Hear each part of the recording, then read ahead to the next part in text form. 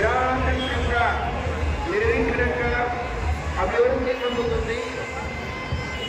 ఈ సనాతన ధర్మము, హిందూ ధర్మము ఇది అనాది ధర్మము, ఇది నిత్య ధర్మము.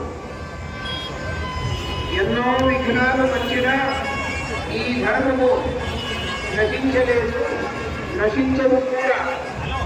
రకరకాల ధర్మముల విఘ్నములు వచ్చిన ఈ గణపతి అనుగ్రహంతో, అన్ని దేవతల అనుగ్రహంతో మన సనాతన ధర్మము చాలా ఉన్నతమైన స్థానంలో ఉంది. దీనికి ఈ గణపతి ఉత్సవమే సాక్షి. అందుచేత అందరూ కూడా ఈ సనాతన ధర్మాన్ని పాటించాలి. ఈ ఉత్సవమునందు మాత్రమే ధర్మాన్ని పాటించేది కాదు, ప్రతిరోజు కూడా మన జీవితంలో ఆ ధర్మము ఆచరణలో ఉండాలి.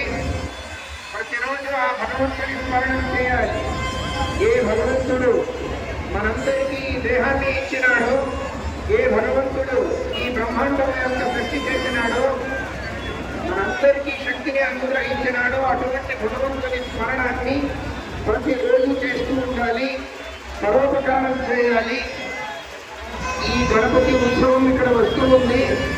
ఆ గణపతి విగ్రహమునందు మాత్రమే గణపతి లేదు, ఇక్కడ ఉన్న అందరూ భక్తులు ఉన్నారు కదా, ఈ అందరిలో ఆ గణపతి ఉన్నాడు. అందరికీ ఉపకారం చేస్తే, పరోపకారం చేస్తే అదే చాలా గొప్ప ధర్మం అవుతుంది.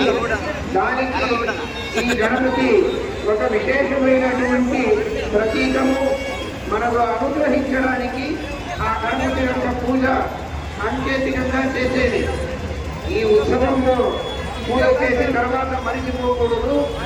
ప్రతి ఒక్క మనిషిలో ఆ గణపతి ఉన్నాడు, దేవతలు ఉన్నారు, శ్రీకృష్ణ పరమాత్ముడు, ప్రభు శ్రీరామచంద్రుడు ప్రతి ఒక్క మనిషిలో ఉన్నాడు.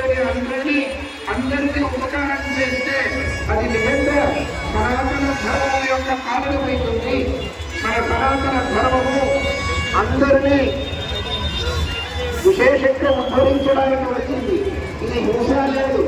మన ధర్మంలో వేరే వ్యక్తులు హింస చేసేది ఉద్దేశ్యం కాదు. అందరికీ సుఖం కావాలి, అందరూ ఆరోగ్యంతో ఉండాలి, సంతోషంతో ఉండేది ఈ జీవితంలో.